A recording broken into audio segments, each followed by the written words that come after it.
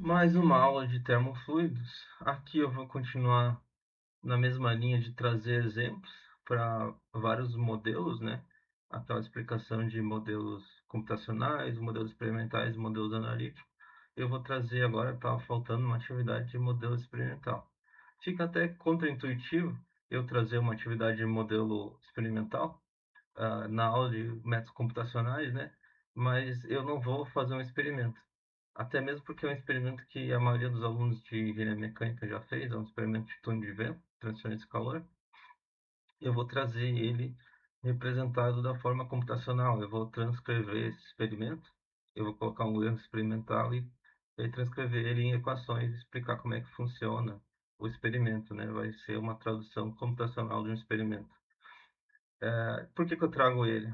A motivação teórica é essa que eu coloquei aqui no slide. Uma das dificuldades da matéria de transferência de calor é que, na prática, muitos dos modelos combinam técnicas experimentais, modelos numéricos e físicos no mesmo problema, né? Aquilo que eu falei que eu enxergo como profissional, que cada uma dessas coisas são ferramentas a ser usadas, né? E normalmente não se usa uma ferramenta só, se usa mais de uma ferramenta. Até porque é um assunto difícil e para trazer confiança você acaba usando mais de uma ferramenta para solucionar o problema. Enquanto o ensino, as explicações de sala pesam mais para o conceito físico, dedução de modelos analíticos, aquilo que eu já tinha demonstrado ali do modelo analítico. Na prática, na verdade, a gente acaba usando tudo, então essa atividade ilustra bem, inclusive o experimental, como é que vai ficar isso no contexto. Pensando nisso, eu trouxe o código, uma situação exemplo, vai ser um código em Python.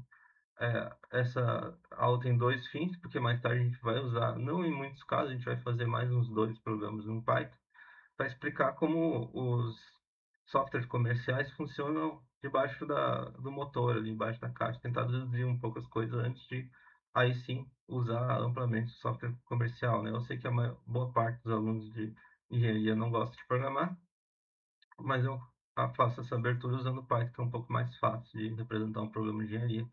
E mais tarde acaba se tornando muito útil também para um profissional que faça programas computacionais, resolve problemas computacionalmente, porque o Python não é usado só para fazer um programa do zero, né? É utilizado também para tratar dados, gerar gráficos, e é isso que a gente vai fazer nessa aula. E mais tarde essas habilidades vão se transferir para deduzir um programinha simples de transferência de calor. E depois a gente vai começar a usar amplamente software comerciais, não vamos ficar só nessa, né? Então vamos trazer um enunciado aqui, é um enunciado bem prático. A gente imagina uma situação, pode pensar num estagiário ou um profissional de início de carreira, um responsável pela linha de placas eletrônicas que devem ser resfriadas por um ventilador tipo cooler, com velocidade ajustável. Aqueles ventiladorzinhos de refrigerar computador, né? É preciso configurar a velocidade do cooler segundo a potência da placa eletrônica. Ela muda a potência da placa eletrônica dependendo da utilização, né? Que deve ser resfriada.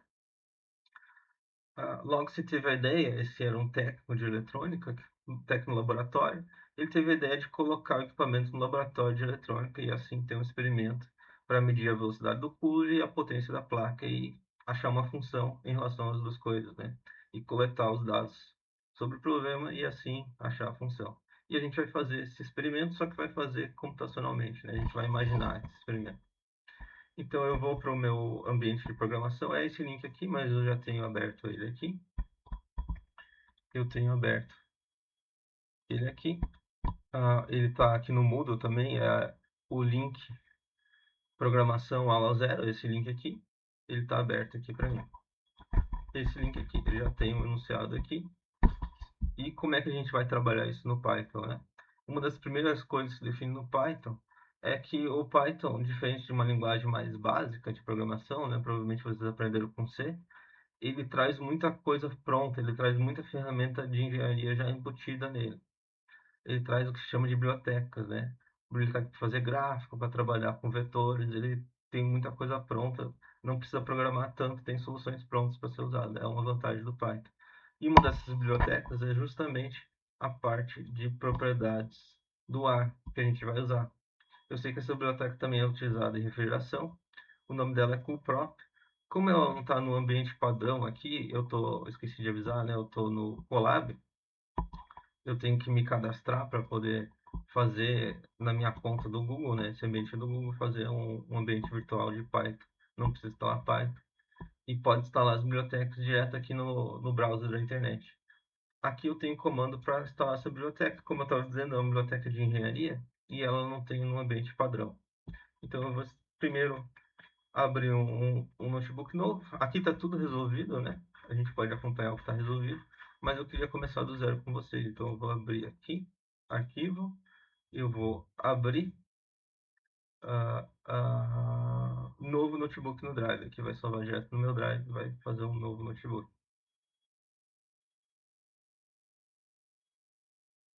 Tá criando um novo notebook aqui. E a minha primeira ação aqui vai ser copiar esse comando aqui, é para instalar. Esse é o comando de instalação do Linux. E a gente está num ambiente virtual de Linux, assim, que fica mais fácil de mexer com essas bibliotecas. Ah, essa biblioteca tem licença de faculdade, foi desenvolvida no Linux, né? Fica mais fácil de mexer com essas bibliotecas aqui. É um pip install cuprop e vai instalar aqui o cuprop rapidinho. É uma biblioteca pequena, né? A gente pode acessar a página do cuprop e saber como se trabalha com ele. Daqui a pouco a gente vai pegar alguma coisa daqui. Primeiro vamos instalar com calma. Uma vez instalado, a gente pode usar essas bibliotecas, né? A gente pode abrir mais um bloquinho de código, pode colocar texto, que também é um caderno virtual, não é só programação aqui dentro, ele já instalou, ó. E vamos começar com o nosso código. A primeira coisa que eu vou fazer é, agora que eu tenho todas as bibliotecas, eu vou usar algumas bibliotecas que já estão instaladas e essa biblioteca aqui, eu vou importar as bibliotecas, é a primeira coisa que se faz. E eu vou copiar aqui todas as bibliotecas que eu já tinha usado. Eu vou usar essa biblioteca random para gerar números aleatórios, é uma biblioteca para trazer números aleatórios, que vai ser o meu parte do meu erro, né? Que eu tinha falado, a parte experimental do meu experimento computacional vai trazer um pouco de erro nos valores medidos, né? O erro experimental. Vai ter o num para trabalhar com vetores e vai ter essa biblioteca gráfica para fazer os gráficos. E eu estou dando uns apelidos para ela para ter uma forma rápida de usar. RD para random, NP para NumPy, o vetor, PLT para fazer o gráfico e CP, esse biblioteca que eu instalei para propriedades dos gases. Não precisar mexer com tabela termodinâmica, não calcular na mão, né? E nem ter que programar as tabelas aqui dentro. Tem essa solução pronta já no cuprop. E o próximo passo vai ser dar uma olhadinha no livro para achar essa função que o menino está procurando, né? Ela já existe, já estudaram isso daí. Vocês que ele não estudou, mas vocês já estudaram transferência de calor. E essa equação está lá no livro de transferência de calor. Eu tenho ele. A gente vai usar essa correlação aqui. É um problema de convecção. Tem essa correlação de convecção para placa plana. E, se não me engano, essa daqui é um escoamento turbulento saindo do ventilador, imaginando um escoamento turbulento. A gente vai copiar essa equação. Ela trabalha com Reynolds e Prandtl, e está aqui os coeficientes dela, né? A gente vai começar copiando essa correlação aqui para o meu ambiente de programação. Deixar tudo aqui na mesma linha e dar uma arrumada, né? Trazer para a linguagem aqui do Python. Eu vou chamar de Nussfeld, dar um igual. Aí tem esse coeficiente aqui, multiplicando o Reynolds. O Reynolds vai estar elevado a 1/2. O elevado aqui no Python é asterisco, asterisco. A multiplicação é só um asterisco. O elevado é 2 asterisco. Eu vou colocar esse 1/2 entre parênteses. Multiplicando aqui, que é asterisco, o Prandtl elevado a 1/3. Ele está dando um erro aqui porque eu não tenho Reynolds e Prandtl. Mas eu vou de trás para frente, né? Vou começar calculando o Reynolds aqui. Eu preciso do Reynolds. Vamos fazer o Reynolds também. O Reynolds é aquela forma que eu espero que você já conheça. Vamos pesquisar aqui. Reynolds number é a velocidade vezes o comprimento característico vezes o ρ dividido pelo mu. Essa forma aqui que a gente precisa. Eu vou escrever direto aqui, né? A velocidade vezes um comprimento característico, vamos chamar de L. Isso vai estar no enunciado também, vezes o mu. dividido... Ah, não. Aqui não é vezes o pô, dividido pelo mu. E eu não tenho as propriedades ainda. Eu vou pegar da biblioteca lá, né? Eu também não tenho a velocidade. Vamos escrever o vetor de velocidade. A gente precisa da velocidade também. A velocidade, a gente vai usar várias velocidades. A gente não vai usar uma só. Vou colocar uma só primeiro para mostrar como é que funciona a equação aqui. Vamos dizer que a velocidade seja 5 metros por segundo.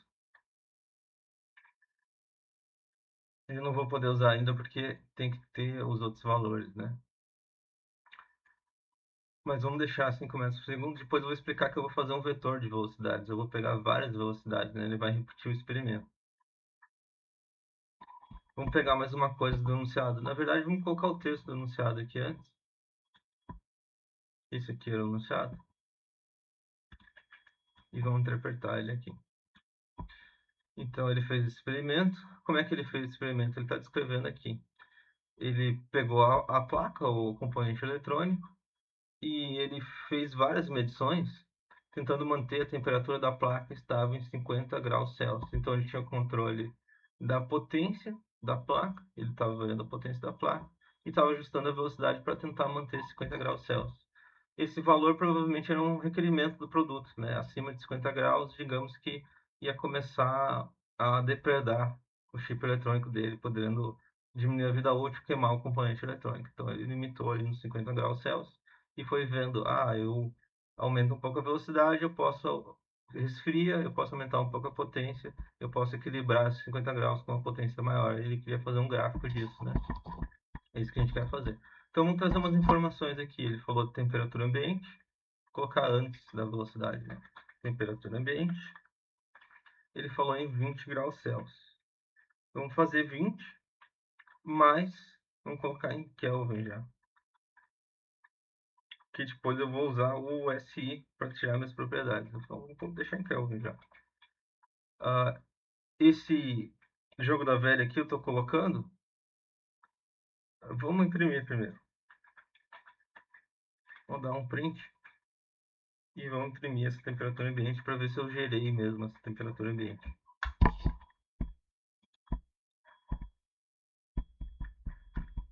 Vamos ver se está funcionando.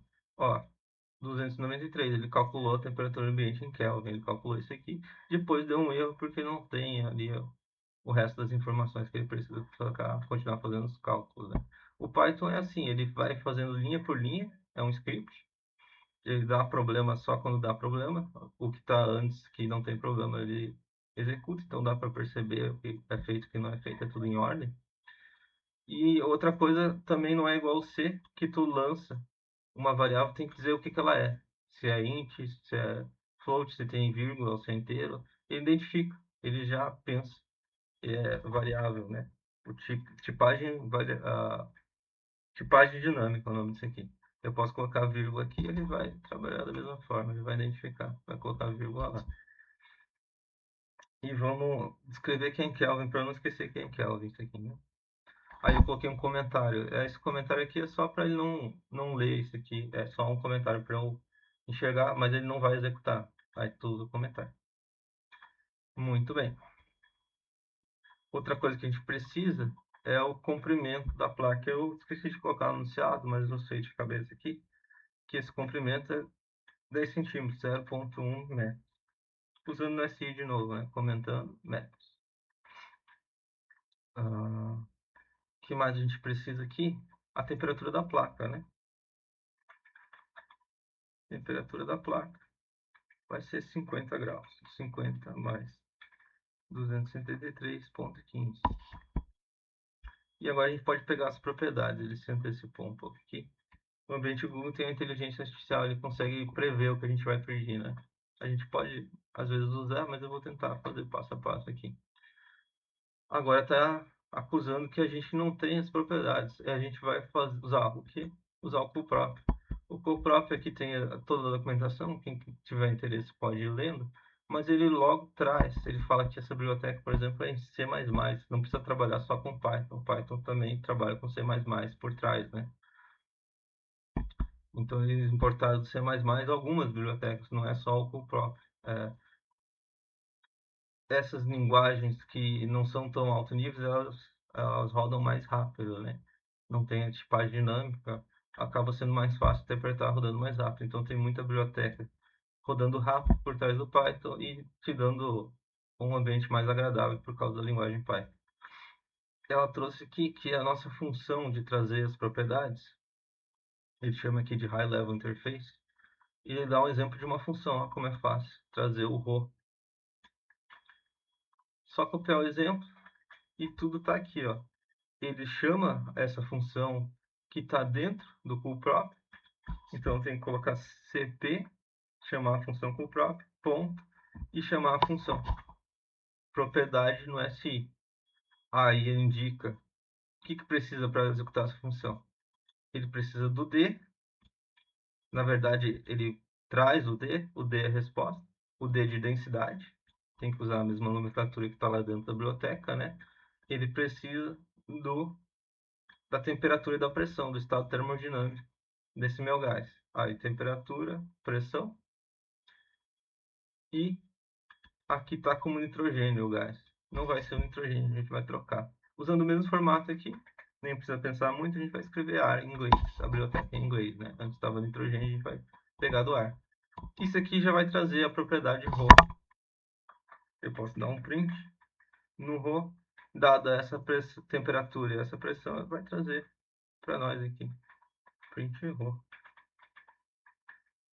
Ele vai escrever o ρ para nós. Vai ser esse ρ aqui, ó.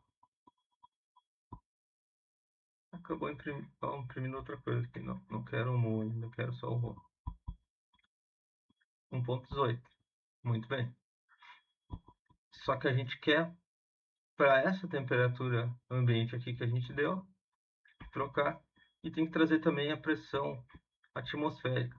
Esse experimento aqui vai ser feito em Joinville. O laboratório vai ser em Joinville e vai ser pressão atmosférica. Pressão vai ser em Pascal, né, para ser o SI, 101.325 Pascal. Muito bem. E vai usar aqui a pressão, que eu chamei P também. E errei aqui. Acabei fazendo um erro muito comum. Eu não quero a temperatura ambiente, não é assim que funciona a minha equação. Tem que ler como é que funciona a minha equação ali do livro, né? Isso aqui você já deve ter errado em prova. Minha equação do livro, se eu for ver aqui, ele pede para eu trazer as propriedades, a temperatura de filme, que é a média entre a temperatura da placa e a temperatura do ar, a temperatura ambiente. Vamos calcular a temperatura da placa, então. Temperatura da placa vai ser a temperatura ambiente mais a temperatura... Ah, aliás, temperatura do filme, não é a temperatura da placa aqui. Filme e placa. Aí, temperatura da placa. Isso aqui. Essas duas entre parênteses dividido por 2. Temos a temperatura da placa aqui. Da temperatura do filme, né? E eu vou usar essa temperatura de filme em vez da temperatura ambiente aqui. Vai mudar um pouquinho o valor, né? Um pouquinho a coisa, mas muda. Isso aqui seria o ρ. E eu poderia também pegar o mu. Tá, e tinha que descobrir qual que é a letra aqui que muda, né? Tinha que descobrir qual que é a letra que é o mu aqui e chamar de outra coisa, chamar de mu. Eu acho que ele até tinha me dado o mu aqui, né? Ele tinha me dado o mu. Que letra que é o mu? Eu não sei exatamente. Será que é um V de viscosidade? Eu vou dar uma olhada, vou dar uma colada de vez em quando, né? É um V de viscosidade. Agora eu tenho tudo para calcular Reynolds. Eu posso printar o Reynolds aqui. Ele não está faltando nada, né? Está faltando ainda o Prandtl, mas eu posso calcular o Reynolds aqui. Eu posso printar o Reynolds, beleza? Já me deu o Prandtl. Não quero o Prandtl, sim. Calculou um valor para o Reynolds. Só que eu não quero fazer isso só uma vez, eu quero fazer isso várias vezes. Ele vai fazer para várias velocidades, ele vai tomar e fazer um gráfico. Por isso que eu trouxe essa biblioteca aqui de vetores, vai ajudar muito a fazer, não ficar repetitivo. Se fosse em C, não consegue, sem essa biblioteca aqui, não consegue fazer cálculo com vetores. Ela traz os cálculos com vetores para nós, eu teria que usar vários loops para fazer ponto por ponto dentro de um vetor os cálculos. Eu vou usar essa biblioteca aqui para gerar um vetor de velocidades. E nesse vetor de velocidades ele já vai ser aleatório. Ele vai dizer que o menino foi variando o ventilador ali, a velocidade do ventilador, e aonde caía a velocidade ele fazia uma medição. Ele equilibrava a placa em 50 graus e tirava a medição. Então já vou fazer o vetor aleatório. Para isso eu preciso da biblioteca de vetores, NP. E não vou fazer aleatório ainda, eu vou usar uma forma que traz vetores unitários, ons, e eu vou dizer que eu vou fazer 30 medições. E vou printar esse meu vetor. Vamos ver como é que ele é.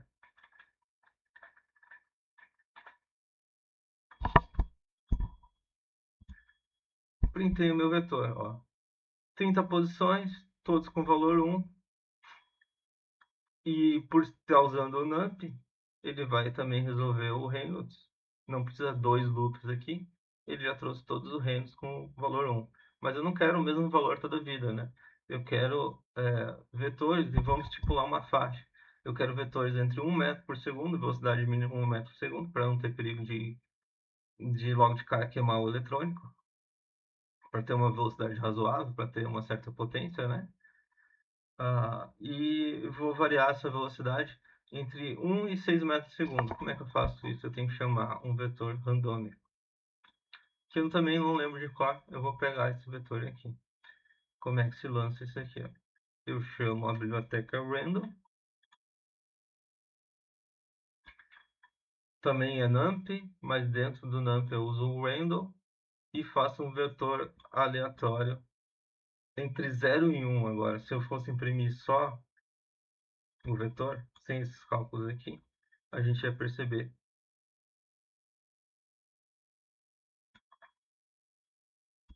A gente ia perceber que ele fica entre 0 e 1.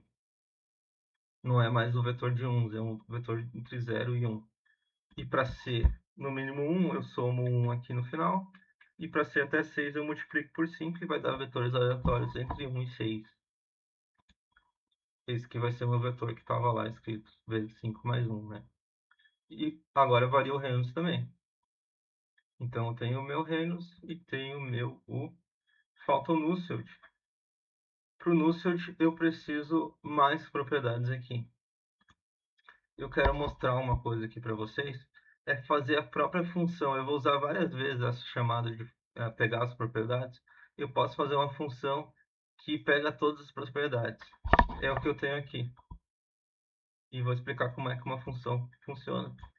Para tentar entender melhor a fundo o que a gente está chamando aqui, as funções que eu estou falando, né? A gente vai fazer a nossa própria.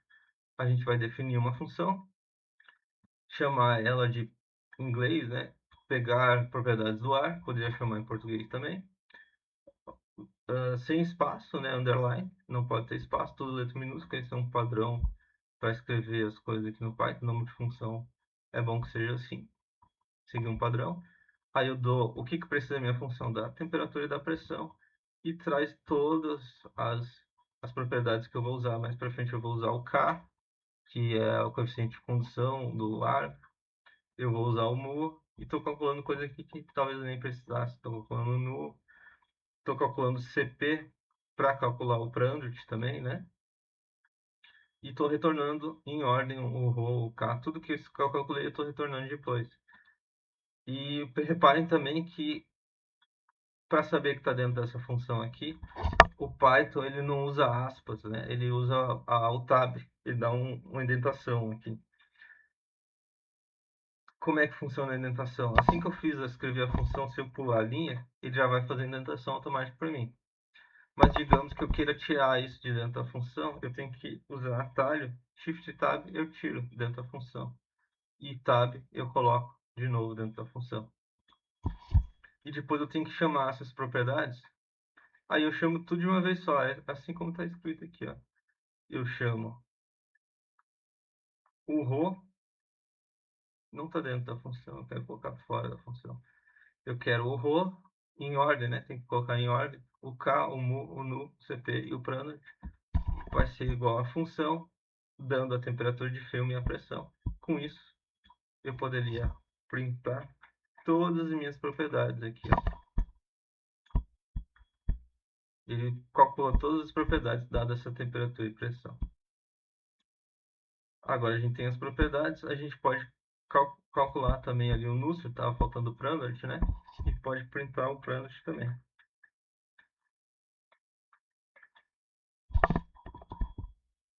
Tá ficando meio poluído, ó, mas calculou o dado uma velocidade, tem um Reynolds, tem um Reynolds, dá para calcular um Nusselt 30 vezes, fez o experimento inteiro aqui já.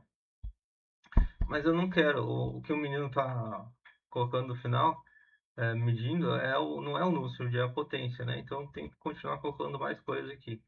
Eu tenho que o meu Nusselt, se eu procurar, posso procurar no Google, né? Não precisa ficar decorando forma. Vai ser um coeficiente de convecção, né? Vai trazer o Nusselt vai trazer um coeficiente de convecção. Não trouxe a fórmula lá de cara, tá aqui, ó. Coeficiente de convecção vezes o comprimento característico dividido pelo K, por isso que precisava. Vamos abrir aqui então um bloco de notas, né? Para escrever isso aqui. O que eu quero, na verdade, não é o Nusselt, né?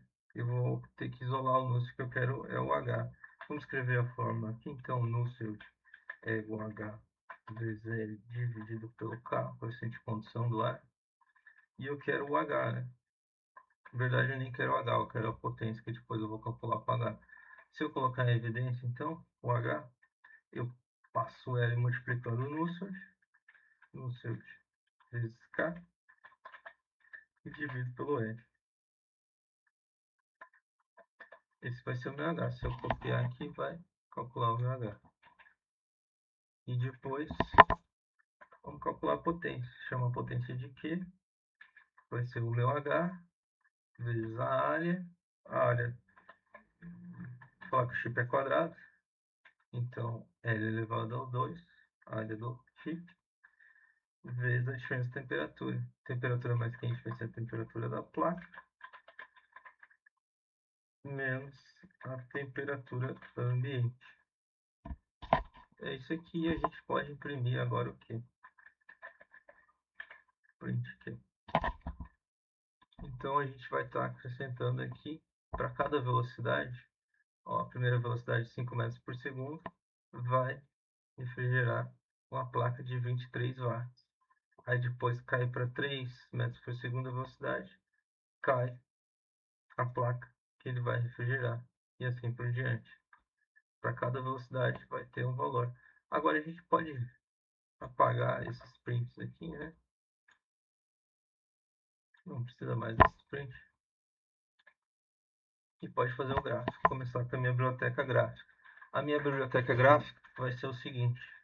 Vai chamar a biblioteca gráfica PLT do matplot e vai usar a função plot. Eu preciso dos meus argumentos. O argumento vai ser x, que é a velocidade, o vetor de velocidade, y, que é q. Eu tenho já meu plot, ó. X e y, eu já tenho um plot. Só que está poluído, né? Um gráfico experimental. Eu quero que ele seja pontinhos. Para dizer que é pontinhos, eu dou um outro argumento e digo que é círculozinho para cada ponto. Ó. Aí vai fazer círculozinho para cada ponto. Vai ser meus dados de velocidade. Para cada velocidade tem uma potência. Eu vou também dar um nome para isso aqui. Eu vou dar um label. Dar um nome, dizer que meus dados são dados experimentais.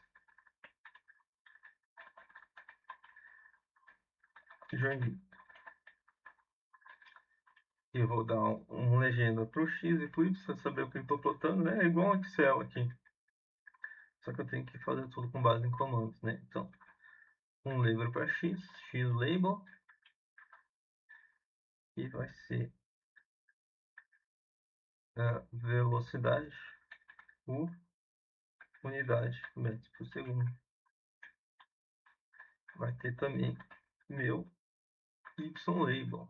Ele já está dando aqui, ó. Vai ser o quê? E vou chamar a legenda aqui também. E vou imprimir meu gráfico. Ó, dados experimentais, legenda em Y, potência em watts e velocidade de metros por segundo aqui em X. Essa legenda ficou ruim? Dá para configurar tudo, dá para colocar a localização, dá para dizer que ela se localiza abaixo na direita, colocar ali no canto direito. Ó, foi pro canto direito. Então tá ficando com a minha cara esse gráfico aqui, estou configurando ele, né? Eu podia mudar a cor dos pontos, fazer tudo igual eu faço no Excel. O próximo passo, agora que ele tem a relação, ele fez o experimento, tem todos os pontos aqui, dado uma velocidade, tem uma potência, ele quer fazer uma função. Se fosse um experimento na faculdade, com papel na mão, anotando os pontos, a gente ia fazer, calcular uma regressão linear. Aqui eu vou trazer uma função de regressão linear, eu não preciso calcular na mão, né? Eu não sei de cor essa função, eu só acabo pesquisando cada vez que eu uso. E eu vou pegar daqui. Vai ser uma regressão linear, tem que chamar a biblioteca num para calcular os coeficientes. Vai utilizar a velocidade e a potência, vai ser aqui de primeiro grau. Vou usar uma linha para representar esse meu experimento. E depois de fazer a regressão, eu calculo a reta. Com os coeficientes que eu fiz, eu formo a reta. Aqui eu uso uma outra função para formar a reta. Eu pego os coeficientes e formo a reta. Eu poderia, por exemplo, aqui imprimir meus coeficientes da reta para saber que função eu gerei aqui. Imprimir os coeficientes. Ó, o meu A é 2,76, o coeficiente da reta aqui. E o meu B é 8,94. Muito bem. Eu quero colocar no plot essa minha reta, né? Eu quero fazer um novo plot aqui. Fazer depois. E plotar. Agora, em vez de aqui, eu vou plotar a minha reta, minha regressão. Vou colocar aqui a minha regressão. E vou tirar os pontos, vai ser uma reta. E chamar ela, mudar o nome, né? Regressão. Regressão linear. Linear Joinville. Está aqui minha reta. Eu repito o experimento, mudo os pontos. Mas tem sempre aqui uma reta que acaba não mudando tanto. Essa é a estatística, né? Muito bem, tem uma resposta. Só que eu não fiz isso bem experimental, né? Os pontos estão seguindo tudo uma curva. Eu não fiz aquilo de acrescentar os erros, igual eu tinha mencionado antes. Para acrescentar erros, eu tenho que colocar números randômicos. Isso eu fiz na tentativa e teste, eu vou copiar daqui. Eu tenho, por exemplo, meus erros no reino. Então, tenho erros de medição na medição da velocidade.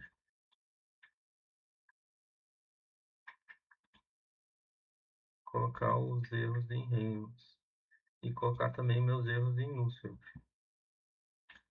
Esses são os erros em Nusselt. Tenho aqui meus erros. Se eu fosse calcular agora, eu tenho uma dispersão dos meus dados. Ó.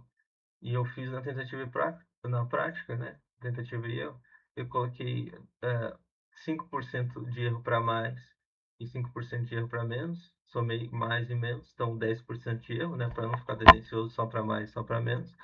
Eu chamei valores aqui de 0 a 1, de 0 a menos 1, multiplicado pelo 5%, né?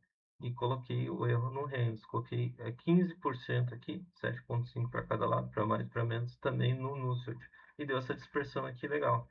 Então tem erro de medição, eu acaba caindo não tudo no mesmo, na mesma curva, né? Acaba tendo uma dispersão e ele fez minha reta. Ó. Ele sempre tira uma reta, por mais que os dados variam, ele faz a reta aqui do experimento, né? E essa seria a minha resposta para o experimento. Agora isso tem cara de experimento, né? Minha história continua, então vamos copiar aqui. O resto da história vai ter um pouco mais de enunciado aqui. Eu vou copiar o texto. Vou colocar um bloquinho de texto. E vamos continuar minha história. Vamos ler a história aqui. todos ficaram felizes com a simplicidade da ideia, né? Eu tenho uma relação, agora eu posso usar uma função entre a placa eletrônica e a velocidade. Dado um valor de velocidade, eu posso pegar essa função aqui e, na verdade, é o contrário, né? Dado uma potência, eu posso usar essa função aqui e calcular uma velocidade para o meu cooler para não estragar, para manter ali uma temperatura de 50 graus Celsius. Então, eu tenho minha relação e eles puderam enviar o produto agora com essa função para controlar o ventilador para o Brasil inteiro. Fez o ajuste do cooler. Porém, logo houve reclamações, não deu tudo certo. Ele não sabia de muita coisa, né? Ele não sabia de transferência de calor. Houve reclamações, problemas técnicos com a queima de componentes. Depois de muito debater o que aconteceu, resolveram refazer o experimento. Continuaram sem o conhecimento. Eles pegaram uma cidade que estava dando mais problema, Curitiba, e fizeram o experimento. Aí muda um pouco no cenário, né? A temperatura ambiente continua 20 graus, digamos que tem um ar-condicionado, continua a mesma temperatura, mas a pressão, Curitiba lá em cima da serra, diminuiu a pressão, né? Essa pressão vai mudar, para quem entende de transferência de calor, vai mudar as propriedades do meu gás. E novamente fez as medições para tentar descobrir o que estava dando de errado. Claro que a gente fazendo de novo, a gente já vai saber a resposta está aqui na mudança das propriedades, né? Ele tentou refazer o mesmo experimento, mesma coisa, tentando manter 50 graus Celsius na placa. Então, o que eu posso fazer é copiar toda a minha função. Foi por isso que eu estava colocando os coeficientes 1 aqui e depois eu passo para 2 para quando chego em Curitiba.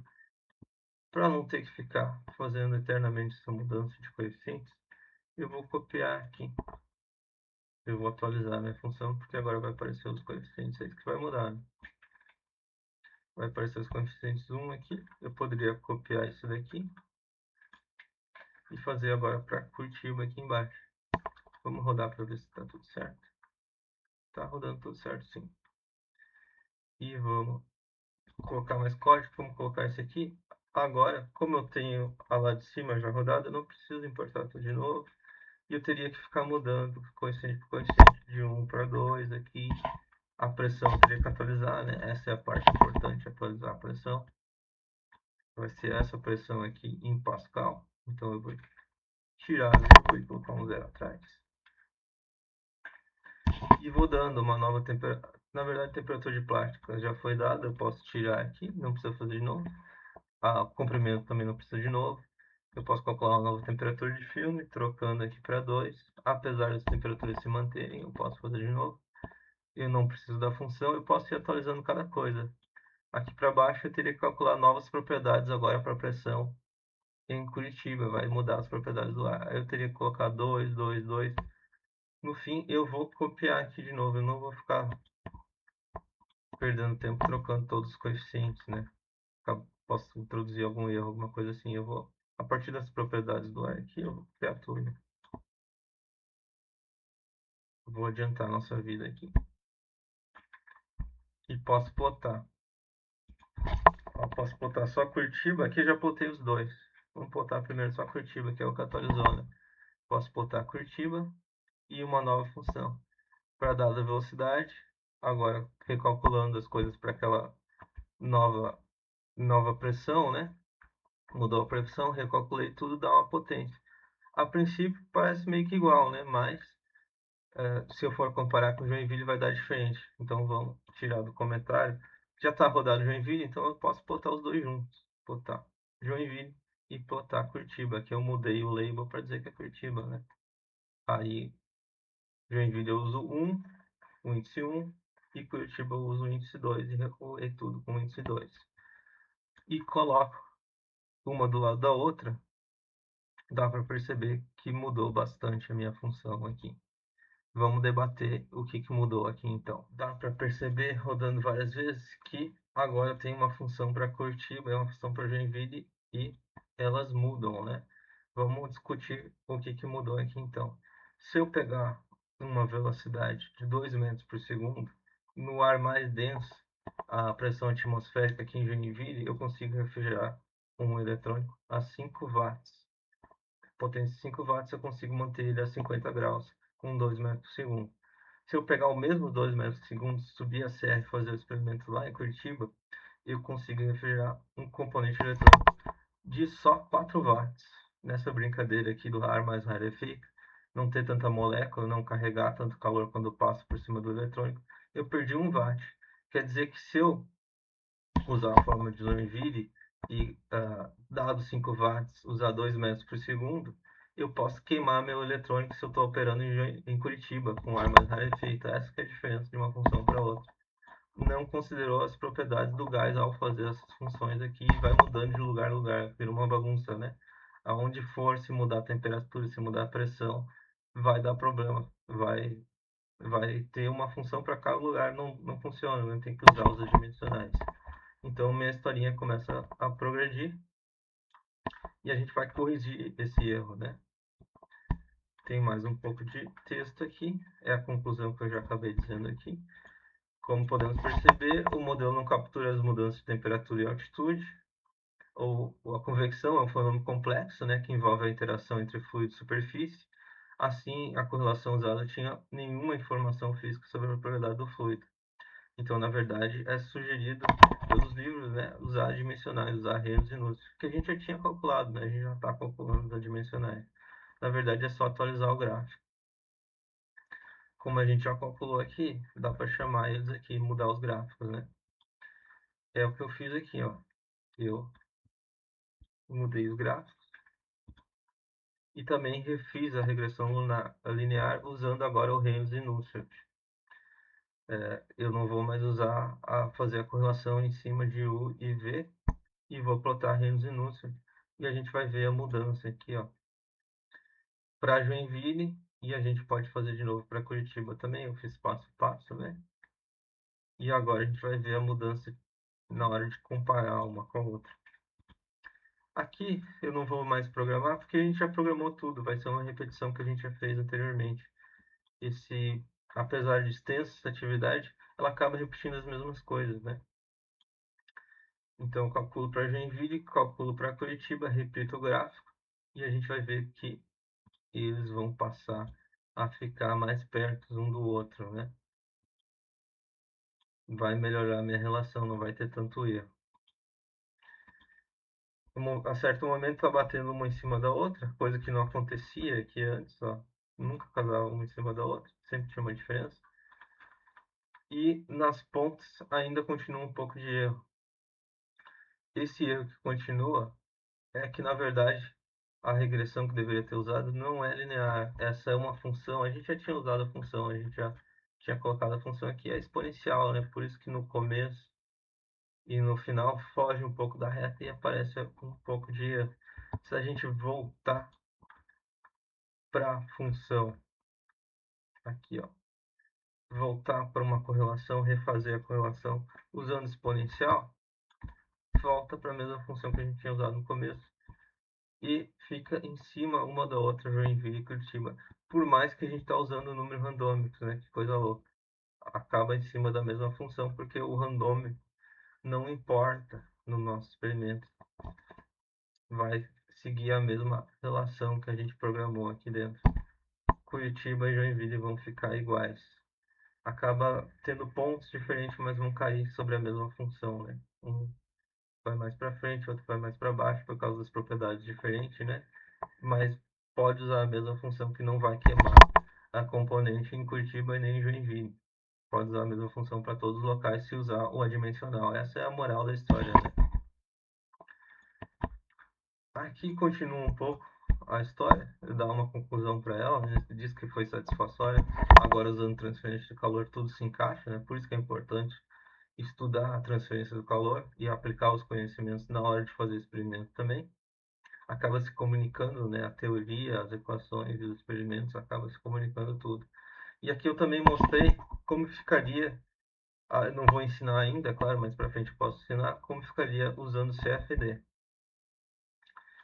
Eu fiz um CFD para esse mesmo problema, só que eu fiz mais parecido com a realidade de um chip de computador. Eu fiz a placa eletrônica e o chip um pouquinho elevado, eu coloquei uma espessura para o chip eletrônico. Nessa diferença já mudou a minha correlação. O experimento foi feito em placa plana sem esse degrau. E eu tento comparar o experimento com a correlação lá de um artigo. Tinha que ler o artigo e saber como ele fez certinho. e saber se aplica realmente o meu problema. A gente vai ver uma diferença bem grande aqui entre o CFD e a correlação. A primeira coisa que mudou aqui no meu gráfico é que eu não posso mais fazer o tuning da temperatura do chip. Eu dou para minha simulação as condições de contorno, velocidade, potência, e a temperatura do chip vai ser uma resposta. Eu não tenho mais a capacidade de fazer o experimento mantendo, ajustando os parâmetros, mantendo a temperatura de 50 graus. Mas vai surgir aqui como consequência. Então, ó, varia a velocidade de 1 a 6, muda a temperatura que eu consigo chegar no chip, variando a potência, combinando os dois dá essa curva. Então, se eu tenho uma velocidade baixa, com uma potência de chip elevada, eu tenho uma temperatura muito alta, 160, ó, queimou meu chip. E se for para esse lado de cá, uma velocidade alta, posso refrigerar bastante o chip, aumenta a velocidade, né? E diminui também a potência, eu tenho uma temperatura baixa aqui, ó, menos que 40 graus. E disso aqui eu consigo tirar uma curva onde o chip fica sempre a 50 graus. Está aqui dentro a minha curva, né? Eu processei isso com Python e consegui minha curva do Encropera e minha curva do CFD. Aqui nessa linha aqui se mantém a 50 graus, o meu eletrônico também. E deu muito diferente uma para outra, né? Se eu fizesse de novo a brincadeira, ó, com 2 metros por segundo, no CFD diz que eu consigo só refrigerar 2 watts, mais ou menos. No Micropera dizia que eu consigo refrigerar 5 watts. Queimou de novo meu componente. Tem muito erro na correlação em relação à simulação. Tem um erro aqui de 50%. É comum ter um erro de 50% se tratando desses experimentos de térmica. Então, sempre vai usar mais de uma ferramenta, vai comparar com uma função, vai fazer experimento, vai ver se a simulação deu certo, se bate com realidade, o que muda de uma coisa para outra, para ter uma função que seja aí também. Na engenharia a gente colocaria um fator de segurança, né? A gente colocaria um pouco de ar a mais para não dar problema, para conseguir trabalhar com esses problemas, né? Então, normalmente se usa mais de uma ferramenta e é assim que elas se encaixam, né? É assim que se resolve um problema de verdade. Se trabalha com todas as ferramentas que a gente tem. Espero que isso tenha ilustrado, na forma de experimento computacional, tenha ilustrado finalmente a relação entre as três coisas, né?